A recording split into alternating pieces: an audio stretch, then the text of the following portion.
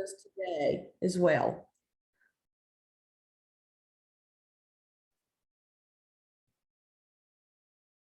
And Jamie and Vanessa, welcome. This session is being recorded so that you can go back and listen to it. There's lots of great information, but sometimes it's can be seemingly overwhelming. So we're recording it so we can provide, you can go back and listen to it if you feel like you need to hear it again. So that may make you feel a little better. Vanessa, and if you could also, and Jamie, include your email in the chat. So we'll make sure we get this to you as well.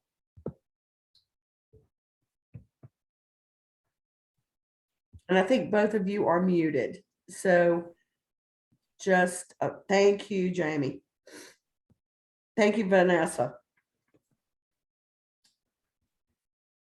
All right, and we do have Dr. Darla Domke-Demont with us, and she is going to provide you with all information for the Gilman as well as the Rotary. So Darla, I will turn it over to you. Well, thank you very much. And it's wonderful to have this time with you all today. What I want to first say is that it is very important for us here in the Center for Global Engagement to help to be able to facilitate the access to education abroad for the widest range of our students that's possible. The Gilman program and the Rotary program both represent different means to go about that. I want to speak briefly about the Rotary one, and then we'll spend the bulk of our time talking about the Gilman. So the Rotary Global Grant is about service in one of 7 different focal areas of Rotary. It is not a program that you apply to in your sophomore year or your junior year, but you do apply for it as you get toward the end of your, well, actually toward the beginning of your junior year is a good timing for it, or beginning of your senior year, excuse me, is a good timing for that, because what you will do is work through that in the process of the spring. And we will be bringing this out shortly for consultation. The Rotary Global Grant is the goal for it is that this district of Rotary, which is District 7770, and it runs most of South Carolina, will select 1 to 3 in every given year applicants who will receive up to a $50,000 scholarship to do graduate research or study outside the U.S. in a place where there is a Rotary club. Now, that Rotary clubs are located all over the world with well over 1 million members. So this is a great way if you want to be able to fund a graduate degree program, for example, to be able to pursue that. So just a few years ago, Madison Scholar applied and was awarded her global grant. She did her entire master's program at the University of Manchester in the United Kingdom. All of it was covered, including field trips and field research and access to travel back and forth for some variety of activities. She went there, she finished up at the end of COVID, which was kind of an interesting time, of course, to be doing so. But Madison really said that was something that would have been unavailable to her otherwise, especially given some of both the other demands as well as costs that she had. Now, you might wonder, well, okay, if 1 to 3 are funded a year, how many applicants are there? Well, each of those applicants has to, first of all, make it through a mentoring process with a local committee, which here is composed of members of 2 Rotary clubs, as well as some on-campus colleagues here at Coastal. And working through that and the application, the different approaches that are taken, then those committee members recommend those applicants they choose to for sponsorship by the local clubs. You have to have a local club sponsorship to move to the district competition. If you make that to the district level, then you must make yourself available for an August interview it's usually a Friday and Saturday in August. And that takes place here in Myrtle Beach or down in Charleston. It's happened in Columbia. And through that, you are interviewed by a panel of between 12 and 16 Rotarians from the district, who at the close of those interviews will then make a determination about who they are moving forward. So how many people end up there? I have seen as few as 13 and as many as 19. So if you think about it, from those odds, if you make it through the first, the mentoring space, and you can work productively in that capacity, where that mentors will help you to fine tune your application and also to prepare for the interview sessions, then you have not a bad probability, but there are students who are very heavily involved. There are 7 areas of focus that you have to be working in order to work in the Rotary Global Grant space. Those include maternal and child health, disease prevention and treatment, conflict and peace. They include economic development. They include water and sanitation. They also include elementary education and literacy, so basic education and literacy. And then the new area, the 7th area that just got added last year, is environmental studies. So if you are working in any one of those spaces and you want to pursue a graduate program, or you've already done some work in those spaces, then this may be a program for you to look to apply to. The people who we will be reaching out to in this cycle are those who are about to graduate, okay, so that they are either going to be juniors or seniors at the time that they're working on the application. But it never hurts to learn more about that program.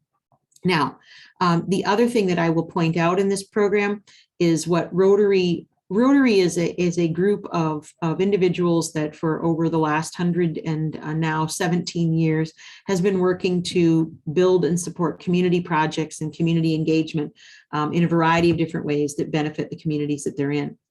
As such, if you have not been involved in volunteer work, and I'm not talking about once a year doing something that's required, I'm talking about having a heart for something that you've been committed to and been contributing to, then this program will be difficult to be competitive in. The mentoring group will tell you very early on if that's the case. But if you have questions about that one, please come back to me and I'll be happy to answer them. And as I said, we'll be that mentoring group will be launching some information pieces and requests out to Coastal to do so. And I see, let's see, who's got a question? McKenna, yeah. Would marine science be considered for environmental science? You're a sophomore? Yeah, absolutely. And the great thing is in our marine science program, you're doing all sorts of research, right? So I encourage you. And I want to make sure Ms. Zhang is here, who is our Director of National Scholarships.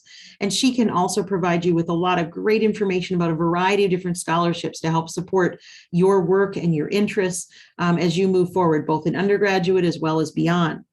But what I want to say too here, McKenna, is that it's important that you start thinking about this early. So the fact that you're a sophomore and you're exploring and you were in the session yesterday and today, this is awesome because it helps us help you think about the kinds of things you're going to want to be involved in, and how do you develop a pathway that helps make the types of scholarships you're going to be applying to very workable. So, for example, we as the advisor here go with the student to that. There's an opening reception on the Friday night before the interviews that happen on Saturday. We can't be there on the Saturday, but on the Friday night we can. And so we get to talk to all the other applicants as well. It is very interesting to hear the kinds of programs and projects they've been involved in. Some have gone abroad and done, been doing volunteer roles within communities over different periods of time. Others are involved in projects here more locally, right?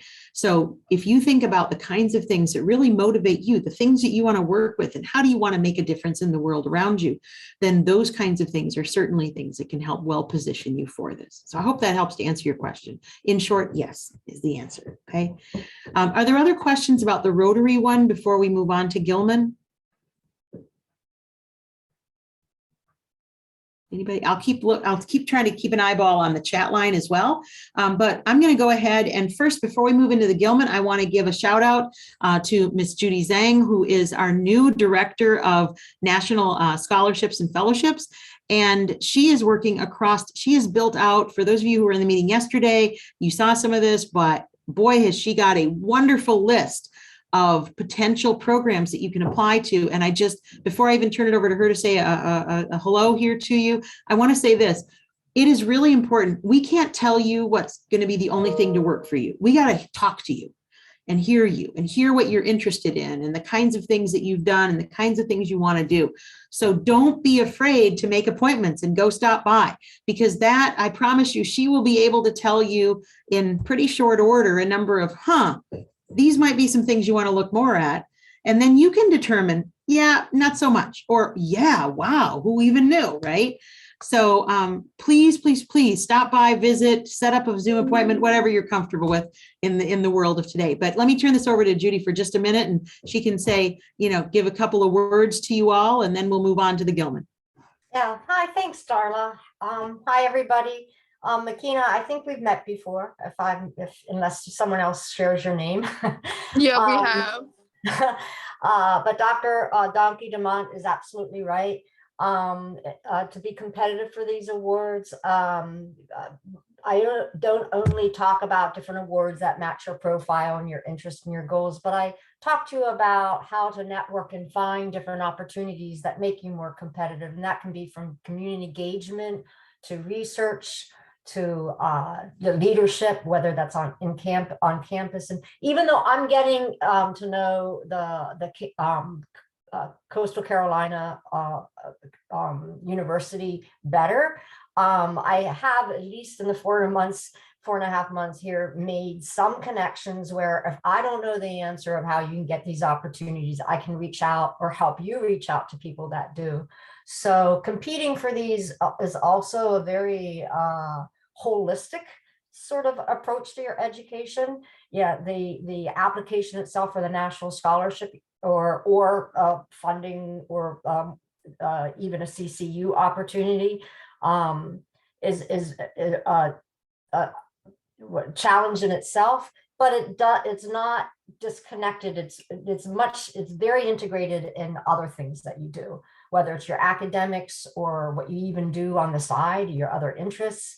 So yeah, anyone else who hasn't made an appointment with me, I would love to find out about your interests and how I can help support you, whether it's for the Gilman or for the Rotary or any other award that helps you reach your goals, not just your educational goals, but your personal goals. So thanks for giving me a chance to say hi. Absolutely. Well, I think, this is what's important for all of you students to know, is that there are partnerships and expertise here to help you find these opportunities and work through them. And in some cases, you will be successful. And in some cases, as I think Ms. Judy also noted here, this is the process of applying for these is extraordinarily helpful for you. Whether that's for a job that you will apply to, a graduate program that you will apply to, you're going to develop an ability to focus your skills and focus your words and learn how to hear your own voice and to be able to share that in a way that is not overly prideful or boastful, but is focused on the directionality of reaching the outcomes that someone is communicating to you that is important to them. And that's going to be critical. So in that role, I want to tell you all about a wonderful opportunity as a Pell Grant recipient. So now everything we talk about for the rest of today is about if you are a Pell Grant recipient, which means, and if you haven't looked at your financial aid very often recently, if you got an email from me telling you about today, then you are a Pell Grant recipient. And this is a singular program that the United States government offers to be able to diversify the participation of people abroad from the US. So I'm going to show you some slides, and while we don't want to be tied fully to slides, there is some important information that I want to make sure you have. And this program just went through some changes this week that are also incorporated into these slides, and they're important for you to understand as you think about it. So I'm going to shift over and I'm going to share screen so that you can see this. And I am hopeful that you are now looking at a slideshow, hopefully, maybe. I can see it. Yay, then we have step one, right? All right, so first thing about these is that on the process of the program as a whole, so let me try to make sure, I'm not sure if you're seeing, so hopefully we will have advanced to slide 2. Did we? We did not advance, so let's figure out. Yeah, we're still at scholarships to study. There we go. and intern Well, abroad. okay. We will use that. There we go. Now we're in the little mover. So the U.S. Department of State has developed this as one of a broader group of studyabroad.state.gov. And the U.S. government over the last several years has put a very strong and increasing effort into study abroad as a mission to support the broadest range of students. And so I was a Pell Grant recipient, so I'll speak in the first person about this. As a Pell Grant recipient, I didn't even realize how profound my financial need was until I came to university and met all these other people who just seemed like they had cash to burn all the time. And I was literally, I went to university a long time ago because I'm older than dirt, but when I got there, I had a total of $300 and that was it. No credit cards, nothing else. That was for everything. And I should mention my university was in Washington, D.C. So the focus, therefore, of these programs is really to say, we understand there are people who have very strong financial need, and therefore they may not be looking at study abroad thinking it's way too expensive. Well, I want to tell you that through this program, I am very hopeful that you will find that it not only is very affordable, but in fact, you might be able to find ways to leverage multiple spaces, okay? So this Gilman program's impact, as you can see, 47% of those students who participated in the 20 years of the program were first generation. 65% represented racial and minority groups that are underrepresented in education abroad. They went to over 150 countries, representing over 1,300 different US institutions. Coastal began a mentoring program for this scholarship about 6 years ago, and we have been very successful each year in getting students who have been awarded the scholarship. In fact, in the October 2021 cycle, 11 of our students completed their applications fully. 6 of them were awarded Gilman's at a value of just under $30,000. So it is possible. This scholarships, as noted, they go up to $5,000. They can be used for any of these cycles of participation in education abroad. But in addition, there's also an additional up to $3,000 that can be used for critical need languages if you add a language to it. Now, I will tell you that I have served on the National Review Panel for Gilman 4 times now. This last cycle is the first cycle I actually served on the critical need language one as well. So we can help you to write and to know what's going to be a successful, what's going to get the score that's going to put you into the final round of potential award. Okay. And I can talk more about that later on if you'd like. Obviously, I can't talk about any individual's, application of it in any way. But as you can see, studying any of these languages also offers you an ability to get an additional award, which may allow you a longer time period there, or programs that you might otherwise look at and go, well, that's kind of pricey. So as you can see, if I was going to study Azerbaijani in a 4-week abroad program, I could potentially earn up to $8,000 or get up to $8,000 to do that. Okay. Now you're not guaranteed any amount in it, right? It's dependent on what the cost of the program is, as well as where you place in the awardees. Okay. But in addition to that, you also get alumni benefits from the program. If you are a Gilman Scholar, and this particular wording is going to be very important in just a minute, because I'm going to distinguish it from a Gilman recipient. A Gilman Scholar also gets, after the award for a couple of years, non-competitive eligibility for federal government hiring up to 12 months. So if you were looking for a job with the US government afterwards, you, in the evaluation of candidates, as long as you were equal to everybody else, but you had this, you would have priority for hire. Okay. There's a network. In fact, earlier today, there was actually also a career benefits and how to maximize your career. So we're going to also include, Lori's got your emails. We will include also out some links to you about how you can just check into those anytime you want and drop into those podcasts. There are seminars and workshops, there's networking and skills development activities as well. So what do you got to do to be eligible? Well, you have to be a US citizen. You have to be an undergraduate student, a Pell Grant recipient, as we've already said. You have to be taking the program for credit that you will do as a part of your undergraduate degree program. So you can't graduate and then do this one. That's not this kind, okay? You have to generally be in a country with an overall travel advisory of 1 or 2, but think about a big asterisk on there, okay? Because more recently, because of COVID, they have determined an additional sets of eligibility of location. And I'm going to come back to that in a minute. What is different about years ago, before COVID, is that now there is no minimum program length. So Coastal Carolina University's faculty-led programs are shorter term programs like international internships or study abroad or volunteer programs where you're getting credit back as a part of a service learning component to your degree here. All of those are eligible. Short-term language learning programs, research projects that you might be doing. McKenna, since you're in marine science, if you were on a research trip, we have a student in our office who just came back from last semester doing 2 different international internships, right? All of those are eligible, but not just those. I sound like I'm selling a car. Beyond that, the Department of State recognized that, wait a second, it may not even be possible to go to some countries, right? And as COVID conditions have changed, we still monitor, right? And look at that. So what they've done is also, as you can see up here in the upper right of this slide, virtual international programs, virtual internships, and hybrid are also all eligible right now through April of 2023 only. Okay. So if you're thinking about your application, and the applications for this scholarship for this cycle are due in March 1 of this year. The next cycle is in October, but you could still use it in October to do a spring study abroad, okay? So that you might go, well, wait a second, the semester ends after April, what about spring? It's about when the start date of the program is, okay? So as we look at that eligibility, as I mentioned, a broader range of proposals are, oh, and this still says summer of 22, ignore that, that's April of 23. That was updated here just recently, and I apologize, I didn't catch that adjustment here on the slide, okay? So even spring abroad programs for next year would be eligible, okay? So this is the part that's a little bit different, okay?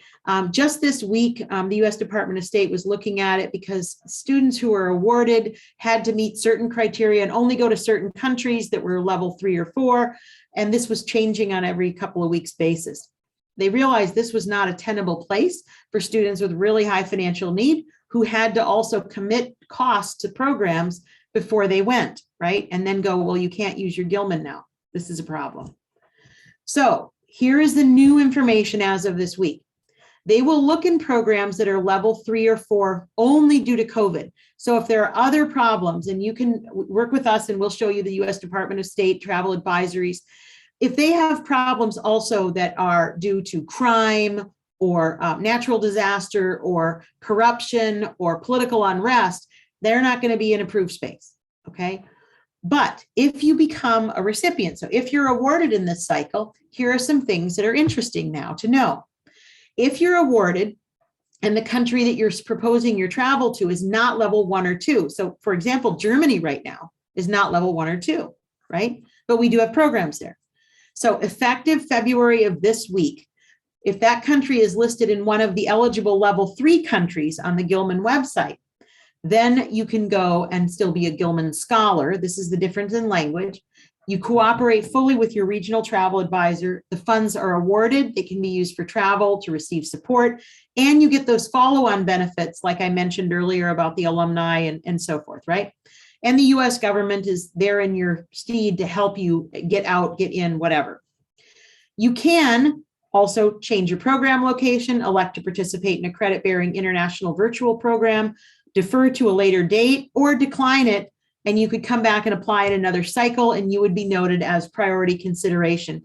And I will tell you that when we were doing these reviews in the last cycle in the fall for Gilman Awards, we saw some of that priority consideration being denoted for some applicants who had declined and were coming back.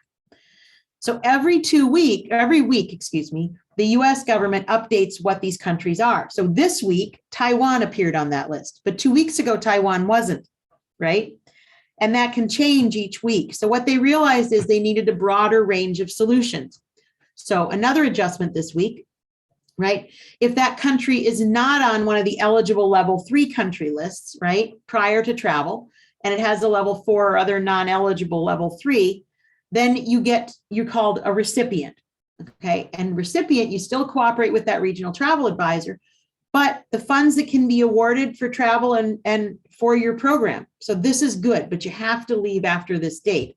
All of you would be doing that, so you could certainly do this. But you don't get the follow-on benefits like the government's, the non-competitive eligibility, okay? What you can still do is change your program location to one of those places on that. Now, if you're working with one of our third-party providers or somebody else who's got deposits in, that's a question you have to ask, because those are still fees that you're going to be responsible for paying, right? So we'll work with you as you identify any adjustments that you might need. You can participate, those same options, participate in a non-credit, in a credit-bearing virtual program, defer to a later date, or decline it and come back again. But this also allows, one thing I want to say before I move on here. If you are doing a virtual program, you are automatically in scholar status. Okay, and if you were awarded $4,000 and you choose to go to a virtual program, you're still going to get that money, which will help to cover the costs of your program. Okay, so this is good news. This means that the Gilman is far more easy to use now as we move forward. Okay, there is also a Gilman McCain scholarship, so you don't have to tell us today, but just in your mind, if you're a dependent of any active duty military member, you get to compete in a smaller category of individuals. There are 100 of these of $5,000 for dependents of active duty, and they are sometimes not all taken up. So please, please, please, if you are a dependent of active duty military, please come and see us, because you will likely have it will help you to get as competitive as possible of an application towards this goal. Okay. There is also a brand new program that the Gilman program launched with the DAAD, which is the Deutsche Akademische Austauschdienst. This is the German academic exchange service, and there are 40 new scholarships beyond the current lineup that they have also then targeted for Germany. So this is good. As you can see, no minimum length requirement for this cycle, travel, study, internship there. Some programs within virtual may also be submitted as well. Okay. So another good set of opportunities. Okay, so how do you apply? Well, there are 2 steps to this. The student completes their application by putting in and answering the study abroad information. So you have to have applied or be in the process of completing that application for a study abroad program before you submit this application. This is really important, because absent doing that, your application is not complete, will not be considered even beyond coastal, okay? You have to do some essays. There are 3 things that you'll write about. I'm going to tell you about what you need to do to be successful in those. You'll upload your unofficial transcript, and you're going to select your advisor. So for example, Lori is one of our study abroad certifying advisors, okay? Our financial aid advisor is Kelly Fuchs, and you'll click on them. And here's what happens. Your application comes in before the 1st. The door closes very firmly at 11:59 p.m. Pacific time on the 1st of March. It does not reopen. Doesn't matter whether you had bad access. Doesn't matter whether your internet failed. It's over. So what we want to say is get it done a few days ahead of time. Okay. Up to a week later, the advisors then get notified of which ones are awaiting certification. And within that week, they have to finish their certifications. So they already have a list of checklists they have to do. They provide that information, and then it goes to review. The review process will take, for the March group, they will meet in April. So by May, you will know the outcomes, okay? The October cycle, they know by December, whether they got it or not. The process for the review, they're all brought together. There are a couple of people who are independently reviewing and scoring your applications. They come together in a virtual meeting where they line them up and put them in order and make the awards at that point in time. Okay, that's how it happens. So what do you want to do is to have a strong application, right? You want to make sure, do you have to have a 4.0 GPA? No, you don't. What you have to do is be able to tell your story in a way that people can understand you will be successful academically. You'll be a successful representative and student diplomat of the United States and the broadest range of what the U.S. Includes as a community and society. That you have a clear purpose about what this program is, why you're doing it, and how it ties to what you want to do down the road, and that you've built a project when you come back that's doable and will link the benefits of study abroad. That's it. And we'll help you tell that story. But to do that, you have the first essay is the statement of purpose. Think about it like a personal interview. It's you, the program, your goals. So in here, you want to talk about what you're studying, why you're studying that. What kinds of challenges have you encountered, in your life experience, and how have you overcome those? And that's why, you remember I said, you don't have to have a 4.0. You could have really done poorly at some point in your educational program because of things that were happening around you that you successfully overcame and then did really well, right? So every one of the students who's applying has profound financial needs. So taking a lot of your time saying how you really don't have very much money is not a productive use of your words, right? But talking about how you've chosen to proactively move forward in those spaces is. I will also tell you that because as the program is supposed to support the broadest diversity of participation in education abroad, this is where you may want to be able to identify some of your various identities that would speak to how do you contribute to that. Are you a first generation student? Are you a member of a group that is underrepresented in education abroad, or in a minoritized position within either our campus or more broadly across the whole U.S., right? Has your family constellation been something that has been a challenge that you've then overcome in your studies? So these are things that you are telling. You do not have to disclose things that are very painful to you. This is not that you don't have to do that, but realize that the committee can only read what's on the paper. So you can't kind of seek to tell them, but not tell them. They cannot consider it if it's not there, like really not literally right there in words. Okay. So just realize in 7,000 characters, that includes the spaces. So you got to be able to tell this. It's about a little over a page. So you have to use your words and your space as well. And you want to write effectively, right? Because you want to be able to demonstrate, yes, I am an effective proofreader of my own work, right? So some of the questions, how do you connect the program goals and your own goals, right? Why this country? Why now? For some students in these programs, it's the only, at the schools that they're in, it's the only program that's offered. So while they may have no plans to be working in Italy moving forward, if the program in Italy is the only study abroad program that's available, then it's about, well, this is what was available here, and these are the skills I want to take from it, right? So it's about making this clear. You want to show how you're academically successful, how you're going to be able to, what are examples of things that will help you to meet those challenges. So for example, if, your parents lost their jobs and you had to take on another job to help your younger siblings, you can say, you see, I can step into a situation where things are less than ideal and I can find my way to a workable solution, right? So it's about helping to leverage your experience into examples of how you are really you're going to be just fine, right? In this setting. And how do you address how this will impact your future? Now, I want to tell you on this fifth question, I don't know if you can see me circling around it, but this is really important. I have found on the ones that I have reviewed, this is a place where sometimes people just don't do it. They can talk about all the other stuff, but there are points attached to this. So please make sure that you are giving attention to, put it out there. You may say, I'm not really sure yet what I want to do 10 years from now, but I think I really want to do this or this, right? In either case, talk to us in your application about how this helps you to get to that place, okay? We had here at Coastal, I could say, because I was not on the review one for that, we had a very, very successful one that spoke about wanting to be an environmental attorney, right? And they were going to do an environmental impact internship in Greece. And in doing so, they were able to tie that into their ability to serve, but also to be in an environment where they were a minority.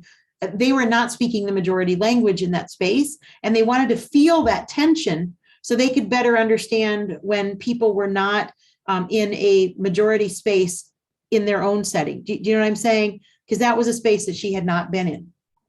So I thought actually that was a really interesting way of communicating that benefit. The second essay is about your community impact and building understanding. One of the goals of this, because it comes out of the Department of State and education collectively, is that you're supposed to be a citizen diplomat, right? They want to know how you're going to engage. What are you looking forward to? You can Google everything now, right? About what kinds of opportunities are available or what kind of community organizations. Lori will help you to look at our partner universities and go, what kind of clubs do they have? You know, here are groups that I am excited about joining, things I'm excited about getting involved in. And then how are you going to engage in those interactions? One of the things that we see here is kind of a reflection of your maturity of being able to hear and receive different perspectives, some of which may even be, you know, critical of the US. And how are you going to approach that, right? How are you going to invite and seek an awareness of other settings and be resilient to feedback that's coming that may not be positive, but also feedback that's very praiseworthy, right?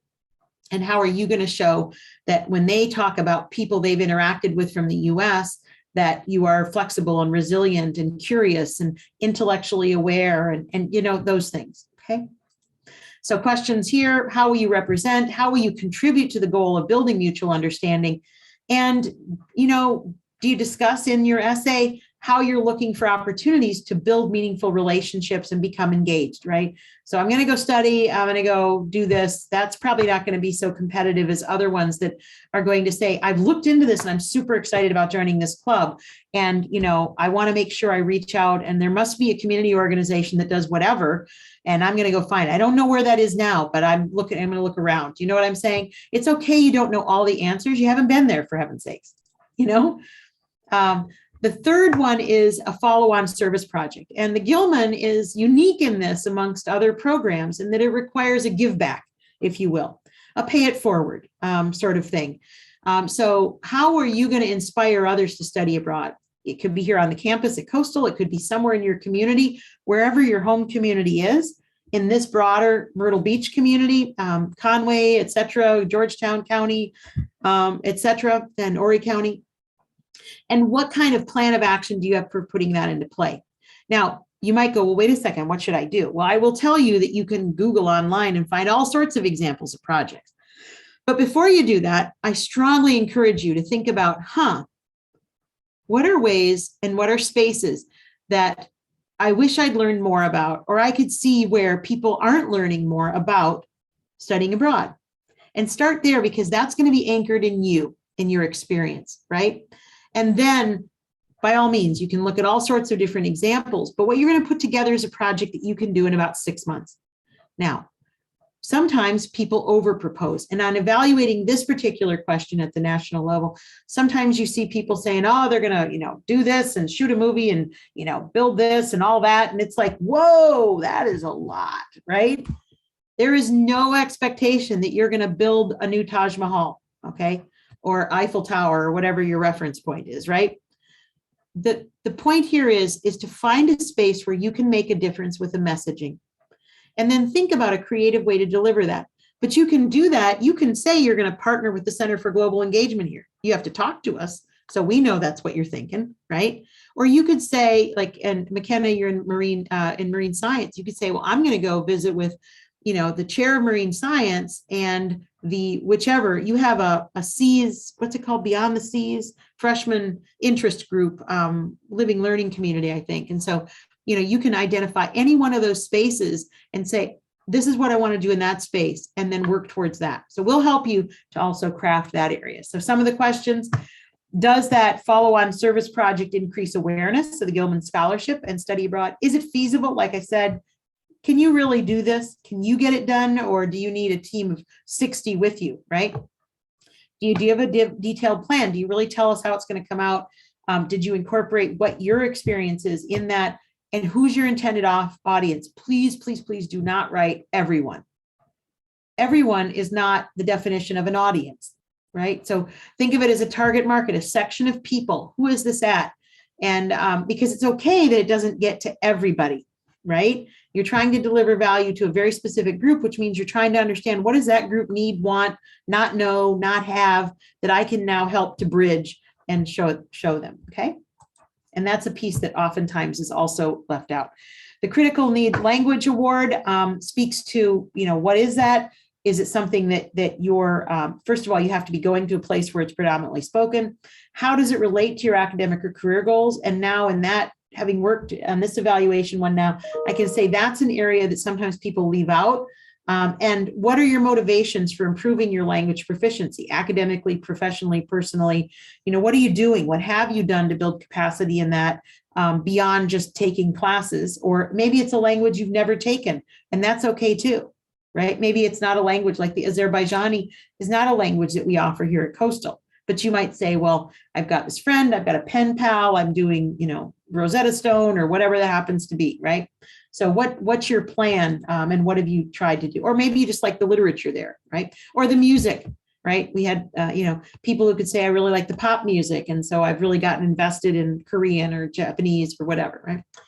So selection criteria are tied to the impact of the program and destination on your academic and career direction. The community impact, your academic preparedness, the diversity of your background and experience, as I mentioned, and then if you're doing a critical language one, then also that one. But you're first evaluated on whether or not you should get a Gilman, and then whether or not you should get a critical language award. So just to be clear, okay? So even if you can tell a really good story about, your language piece, if you can't get these pieces, you'll never get to that assessment, okay? I thought that was interesting. That was something that I was not as clear on, I must say, before this last cycle. So timelines. For right now, we're focusing on the March 22 one, but I did want the October 22 cycle up there too. If you say, no, it's too soon for me, but realize that this application cycle is due March 1st. The deadline, or excuse me, this is for programs that will begin between May of 2022 and April of 2023, okay? So if you're not going until next spring on your program abroad, you can apply in this cycle, or you can wait until the October cycle and you can also apply then. Okay. But I would tell you, if you can get it in now, it gives you a first shot at trying to maybe lock it in, right? And even if you don't get funded this cycle, then, you've got sort of a great draft to think about, what do I modify? Okay. So beyond this, I think I'm not advancing properly there, so you can see our little circles now for where those are. Okay, so you can see the timeline here. All right. I've already given you some application tips, but I'll just summarize. You want to tell a compelling story that ties in your past and your present and the future of what you want to see. Don't worry that, you're not going to have to refund the money if 10 years from now you really aren't an environmental attorney, right? That's okay. They're just looking for where are you gaming for, and what does that look like? Start it as early as you can. Be your true self and advocate for it. You are not going to put everything in there that you might do, but when you talk with us, we're going to help you figure out whether there's more of you that you might want to have in there. For your follow-on service project, as I said, think about things that you think could make a difference before you get caught in trying to mirror what somebody else has done, okay? Remember, if you don't apply, you absolutely can never get it. So $5,000 to $8,000, or by giving it a shot, or a guarantee of nothing is really kind of your choice. You can reach out and stay connected on Gilman in a variety of different ways. And I will also say that there are other opportunities. Some of you were in other sessions yesterday that are available. The Critical Language Scholarship Program is a different program, but also offers training in critical languages. The Fulbright program is for when you are as you graduate, you can get a Fulbright for beginning after you complete your bachelor's degree. And the Boren Scholarship and fellowships are available for studying in language spaces that will give you then competitive eligibility, as well as the need to then work in government service for a few years. And those can be done at both undergraduate and graduate level. So beyond that, I will just say, you can find some flyers as well that we can have emailed to you. Lori's got your contact, so we'll get those out to you at the beginning of the week. And you can get started immediately. This gives you national office information. These are our Gilman advisors here at Coastal. And so any of these individuals can help you, but I'm going to say you're welcome to send the first drafts of your first 3 essays to me.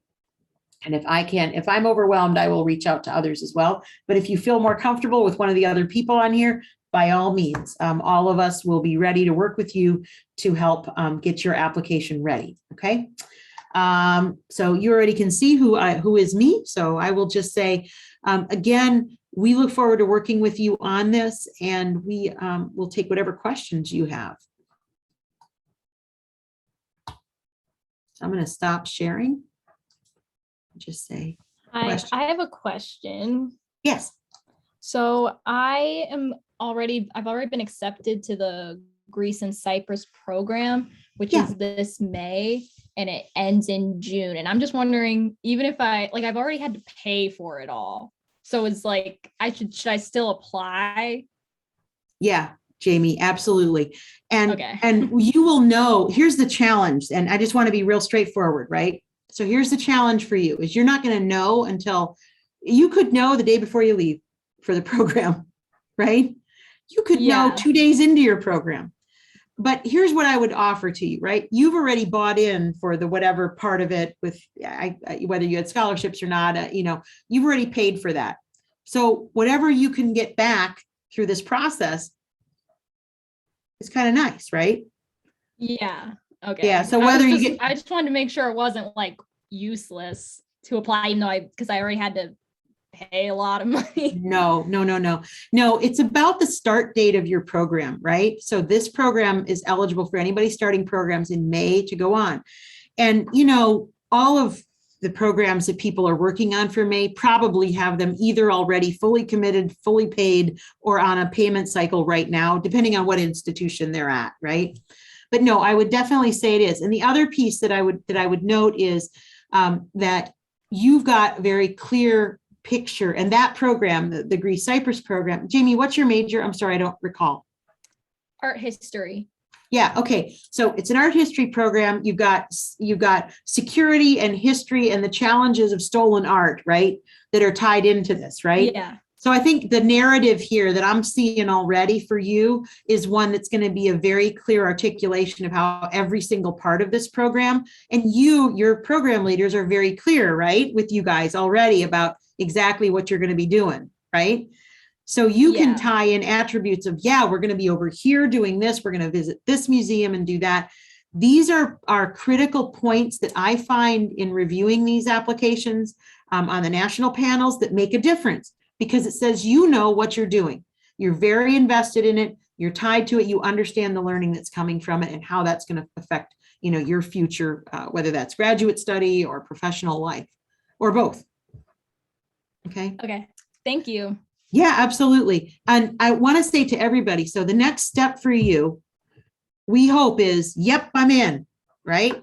And if you're in, the next thing we need from you pretty rapidly, right? Because the 1st of March is literally a week from Tuesday. Okay.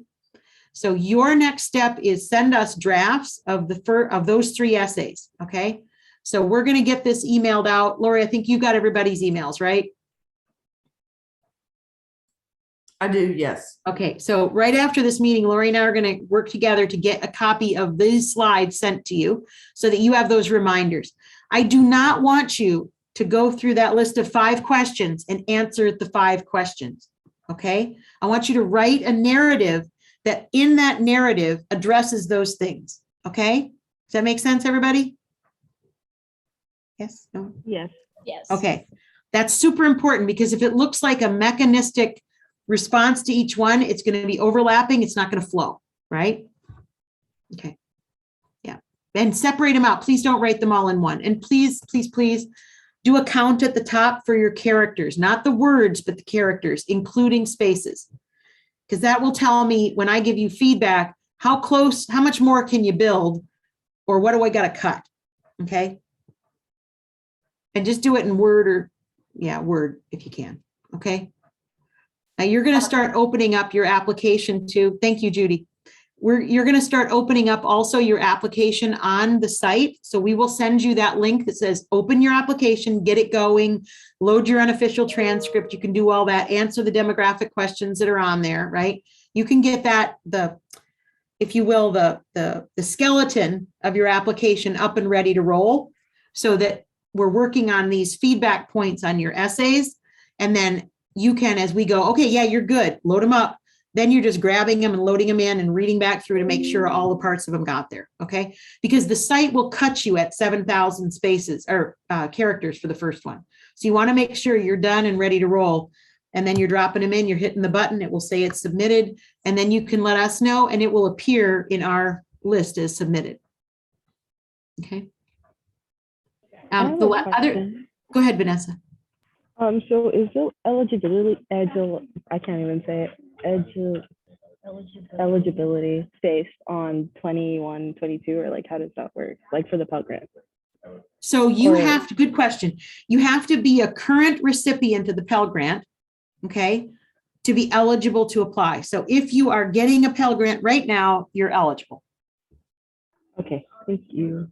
You're welcome. Judy, you had a comment or a question, observation? Yeah, I'm wondering, does it help with a third essay if the student did the legwork and checked with a professor or a former high school teacher or whatever to see if they would be willing to let them present? So it shows that they're really enthusiastic about it. Like I talked with Dr. Gilman in marine science, and would love if I spoke to our class. Or does that help at all? I mean, I'm sure they don't have to do that, but Right. as a reader, does it help to see that they've already, checked with people to do that carry-on project? Yeah, I think it's fair. Thank you for that question. I think it's fair to say that that does have impact, right? Because usually it's not limited to that, right? The person who has done that has thought through, so here's what's going to happen. We're going to have this focus. We're going to talk about that. And then we're going to do this activity. And we're going to show, you know what I mean? So that's one attribute of demonstrating a well-planned out thing. That's right. But you're correct. Some of them may be at a space where like, well, we're going to develop this and work with these groups, but I haven't met with them yet because I'm not in Pennsylvania or whatever, right? Right. But I'm going to work with them to be able to flesh that out. But yes, that does resonate. Yeah, I mean, like even one of the first groups I met on campus was the women of color. And, if I know Tiffany Hollis would love for the students to talk about their study abroad experience, the international, so that would be a perfect place if they talk to Tiffany about it. But I mean, there's all sorts of things. I liked your idea about, I forget what example you said for the carry-on project, but it can be pretty creative, just whatever is connected to what the student feels passionate about, so. That's right. And that's, that I think you also see that like the ones that come across really effectively are the ones that tie into your own story, right? They don't leapfrog over to, I'm a business professor, so I'll use an example from me, right? That my carry-on project or follow-on project is unlikely to be in art history, right, Jamie? Because that's not my expertise, right? And so I'm not maybe as capable of seeing where are the great gaps of where if they just knew more about study abroad, right? But I can tell you that I could provide a lot of those examples in the business space, right? And with business groups or, clubs and in high schools or things like that. So. Other questions, anybody? If I'm having a passport appointment on Tuesday, would I be able to apply for this or is it too late? Great question, McKenna. The Gilman program doesn't care whether you have a passport right now. In short. Okay. Now, to apply to, depending on which program you're applying to, that's something that you'd work with Lori on. But the completion of the passport itself as an upload is something that I think is probably something that we have, and you would also have already evidence that you'd applied. So we know that if you don't have a passport yet, you have to apply for one, right? Mm-hmm. And But Lori another would- question. So I'm thinking about staying off campus next year, but I'm not sure if that's really a good idea because it's not as flexible as on campus. And if you get a scholarship, then that could impact that. Tell me a little bit more about about what you're asking about, because I'm not quite sure that I'm following. So if you want to stay off campus, it's not a flexible agreement, I guess I should say. But if you stay on campus, then say you want to study abroad next semester. Okay, now I understand. What I'm understanding you to ask about is like, as you make your choice for living arrangements for next year here at Coastal, how does the kind of lease agreement that you're involved in impact your ability to study abroad. Is that correct? Yes. Okay, thank you. Okay, so if you are living on campus, and Lori could probably speak more to this because she works with this more directly than I do, but our university understands that if you're on a university approved study abroad, like if I'm assuming then that means you might want to go spring of next year.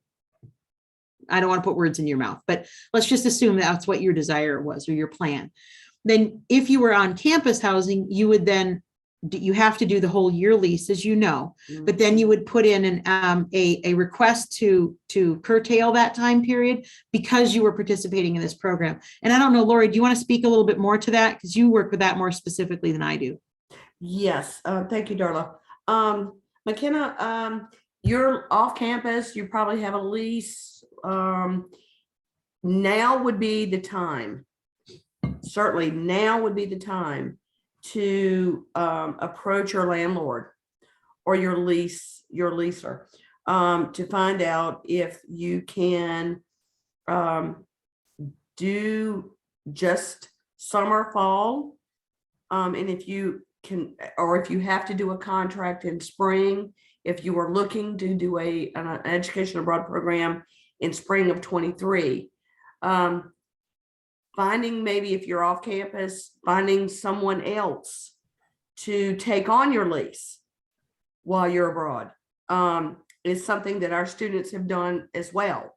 And the good thing is you're looking at this now. I've had students that have, during the summer, said, I want to go on a program in the fall. And they're locked into with a lease in the fall. Well, that didn't give them much time to maybe find someone to pick up their lease. So it's wonderful that you're doing this right now. It's giving you a little more time to work with your landlord or your property contract. So yes, if you were living on campus, that would be a little different. Yes, we do work directly with our housing residence office. But the fact that you don't live on campus, that would be my suggestion to you. And if your landlord or property owner Can I say something? needs some, notification that you are indeed going on a program, we can provide that to you to provide to them as well. Right now I'm actually living at UP. Mhm. But I was thinking ahead for next year Mhm. because I was Yeah. thinking of living at Walk to Campus. Mhm. Yeah, I think that's a great question, McKenna. I think it's good for you to talk to those as you make your consideration, Yes. talk, as Lori mentioned, to those different, to the rental owners or management companies to determine what that would mean if you chose to leave mid-year, right? Because if you they may say, well, you need to take a shorter lease, but that's more expensive or whatever. Mhm. Those will be things that you have as points of information. Correct. Thank you, Darla. Yes.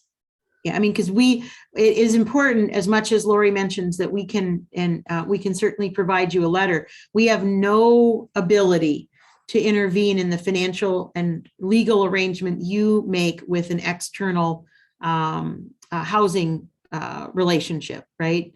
So that's where I would say that there is a benefit of being in the on-campus housing here, because that has been a seamless relationship since they're both inside coastal, if you will, right? Do you know what options for housing are available for juniors next year? Right offhand, I would say that's not our area of expertise, but UP is a place that most of our upperclassmen are living. And you should shortly, I don't know exactly when the timing comes out, but I guess it's not March yet. In March is, I think, when the housing request for the next year comes out. Mhm. So you would fill that out and indicate what your preference is at that point in time. May I suggest too, McKenna, since you live on campus, that might be a really good question to ask your community coordinator. I'm not trying to pass the buck here, but I want to make sure you get actual, accurate, and actionable information. Okay. Okay, thank you. Yeah, you're welcome. Judy, you had a question or comment? The Bourne, for the Bourne Scholarship, which, by the way, if any of you want to consider the Bourne later on, they love to be paired with the Gilman, and a lot of their winners also have a Gilman. But for the Bourne, you have more chance of winning if your program is longer. Is that true with the Gilman, or do they not care so much about the duration of the program? Yeah, that's a great question too. So as you saw from our slides, programs of any length are eligible right now, right? Both on-site as well as virtual, at least for this next year. In most cases, and before COVID, you had to be in country at least 3 weeks. So at least 21 days in the same country in order for it to qualify to even apply. Several years ago, it's been now several years, where there was a preference for longer one. That has shifted. And so there isn't necessarily a preference to that space. I think it's really more about the student telling what the purpose is and what they're going to get from it and how, they're going to invest in that experience. But there is an understanding. I mean, the broadest range, over 64% of students participating in education abroad from the US participate for less than 8 weeks. So I think given that the Pell Grant recipients are also the most financially constrained to start with, it stands to reason that, we may not have an equal playing field if it was, just that. So, so maybe, I guess, is the best answer I can give. I mean, I've seen students who propose a year program that are not very good at connecting themselves and it to them and that to their future. And I've seen people take a week-long program in this last round and just, wow, like, I'm like, if they don't get awarded, I think I should write a check myself, sort of thing, it's just, it's really pretty amazing. So the important thing, the takeaway that's really important here is you write your story. You want that person to feel you in that space, to see how much you've already done to get ready for it, right? Like, what have you read about that country? What have you, do you like that music? Are you, are you taking a class that's giving you the history of it, today, like in art history, Jamie, what kind of projects have you done, right? That kind of speak to and have made you really excited, that you might be able to speak to in your application. And then make sure you're giving them a picture again of where does this take you down the road? So they're sort of on a bus with you, right? Going, yep, I can see how this makes sense that you're going to do this and what you're going to do with it and how you're going to get value out of it and how you're going to contribute in that space. And then at the close of this, and as you move down the road, this is going to influence and change you in these ways, right? Other questions, anybody?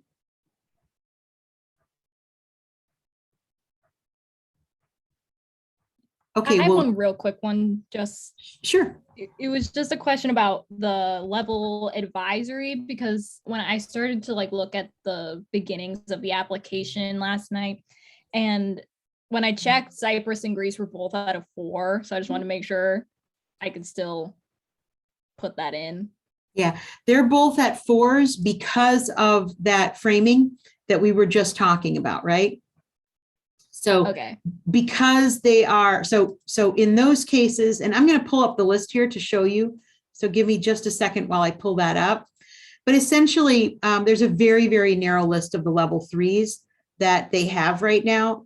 Some countries like Taiwan has been waffling back and forth for the last 3 months.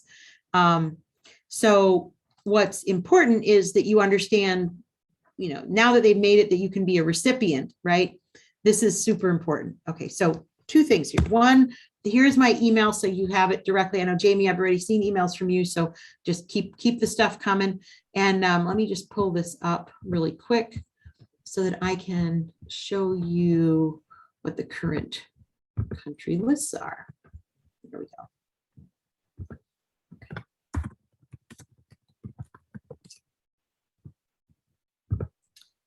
Okay, so let me share screen again.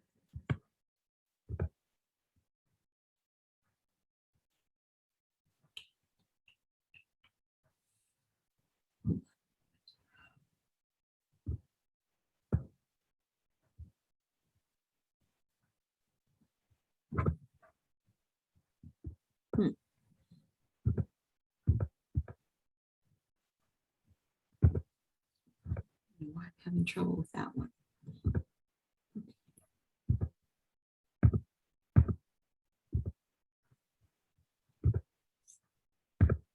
Okay, let's see if that'll work. Okay, too many screens open at the same time. Well,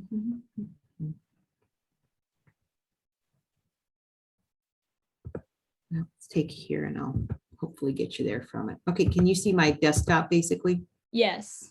Okay, so here we're gonna swap this up and drop that up there. Okay, now can you see the Gilman webpage? Yes. Perfect, okay. So as you'll notice on the Gilman updates and FAQs page, it shows you the updated travel advisory one, right? So these places, so this is every Tuesday, right? This is updated. So on the 15th of this week, South Korea was removed to the list, right? So, and Senegal was added, right? Ghana, Taiwan are there, right? So this is the ones that are in the approved list and you're still Gilman Scholar with all those benefits. Money you get both ways, right? Beyond that, there's also been updates that show in their disbursement one what else that means. This summarizes what I did in those couple of slides, right? So there are also those that are in, this is that list of eligible 3 locations, right? Those are the ones that we just saw. It's not very many, right? But then there are also the level 4s, level 3s and 4s that you're gonna do. And I'm gonna try to get to those for you. Let's see. Come on. Nope, it's not gonna link. This was linked to us on the notice page they gave us. So I think I'm just missing the click through here. Here, maybe this is it. Yeah, this is it. So this is the list of where you can go, but unless they're also on that other list, if you go, okay, Taiwan right now, right? If you look, I'm sorry if this is making you sick while I go through. See, Taiwan is on this list. Remember, Yeah. it was also on the web page. Mm-hmm. So that's a level 3. You're a Gilman Scholar. You get the money and you get the non-competitive application status. But remember, they said, oh, but we took off, right? We took off other countries, right? But if they're on this list, right? And so let's look at Greece. Okay. So here's Greece, right? Mm-hmm. You see that one? Okay. And here's Cyprus. So these are places you could use Gilman, but you would not be called a Gilman Scholar. You'd be called a Gilman recipient, but you still get the money. Okay. Okay. You know what I'm saying? Yeah. I know it seems wacky, but they have to record keep by how it was done, right?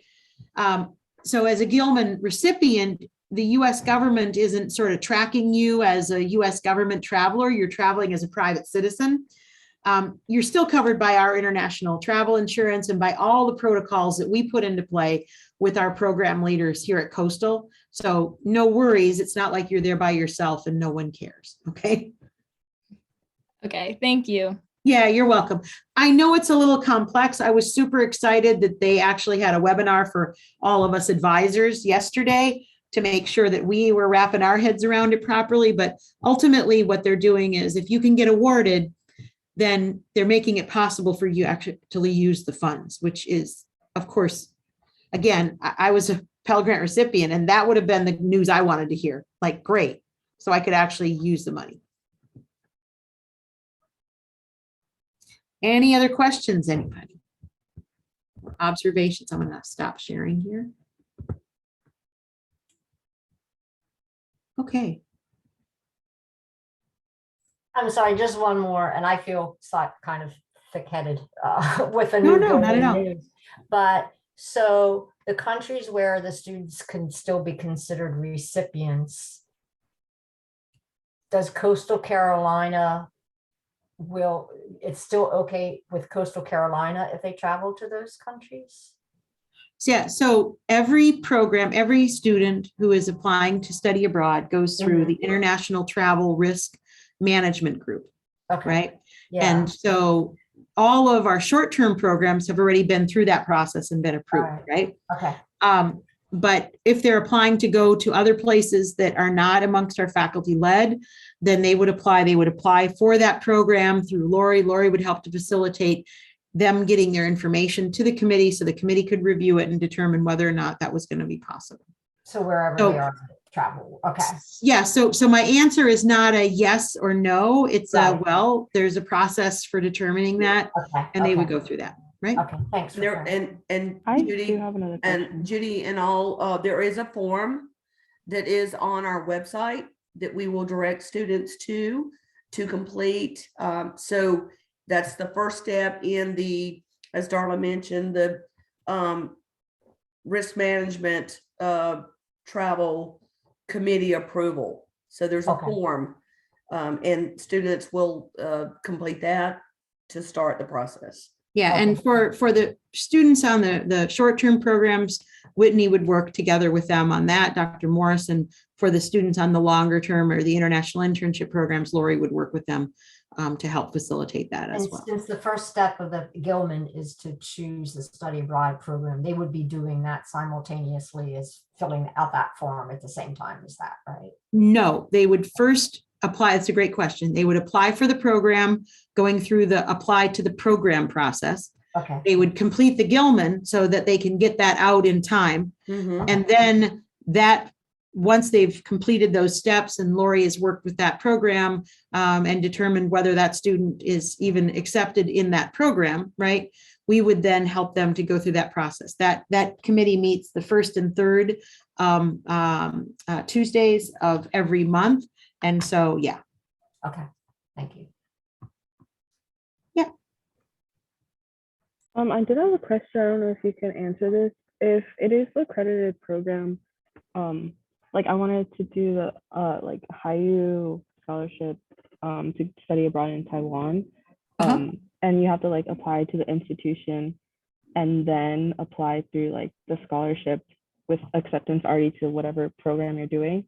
Yeah. If it is accredited, does like financial aid through Coastal, like would that still go to me, like if it meets those 12 credits or not? Like I don't know if you can answer that. Like for example, I get the life scholarship. Would that be like deferred, or like how does that work? Because I still like have to come back and finish the semester here. Laura, you want to take that? Oh, absolutely. Vanessa, that is a fantastic question. In those circumstances, like yourself, you would need to work directly with me. And I work very closely with the Office of Financial Aid and Scholarships because every student's financial portfolio is different. So this is why it's very important for you to work with me, and then we work together with the Office of Financial Aid and Scholarship. As we will all admit, we are not your financial aid advisors. We are your education abroad advisors, scholarship advisors. So it's very important that you work with us, working with the Office of Financial Aid. They have access to your finances. We do not. So it's so critical for us to work with you, working with them. They can answer the question as far as what monies you have and how those monies can be used. And that is if you are a Pell Grant recipient, if a FAFSA, or if you have existing, as you mentioned, life scholarship, those are questions that office can answer. But it's important that you work with us because they're going to have questions about what program are you going on? How much is it going to cost?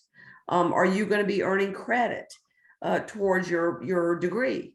So these are questions that they must know in order for you in order for them to give you an answer. So that's why it's important that you start the process with us and we help you get some of those answers for them to begin with. Does that Okay, help thank you, you. Vanessa? Yeah, so I guess I just have to meet with you and I guess financial aid to figure that out.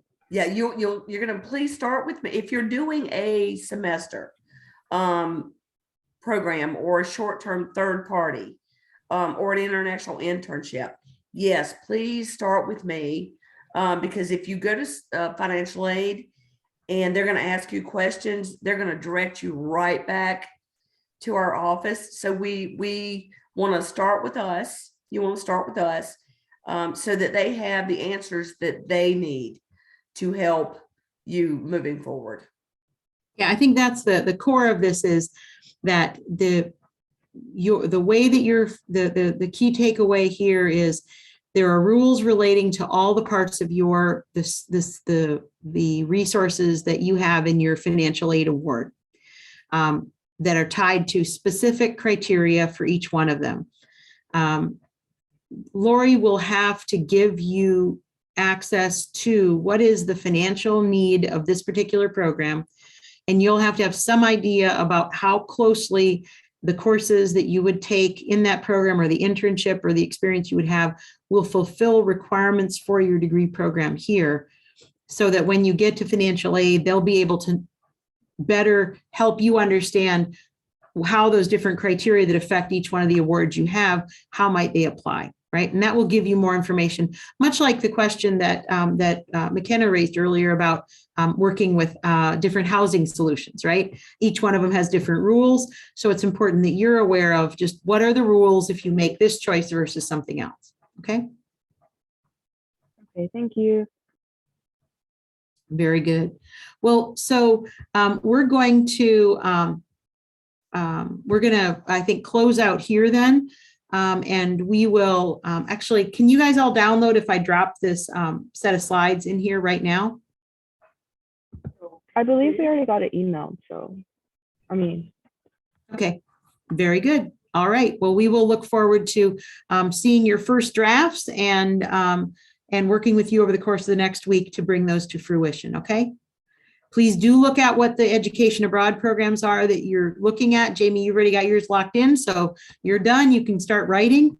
Everybody else, take a look at what you think you'd like to apply for. And remember, you do have to get that application for that program in before you can submit your Gilman application, okay? So.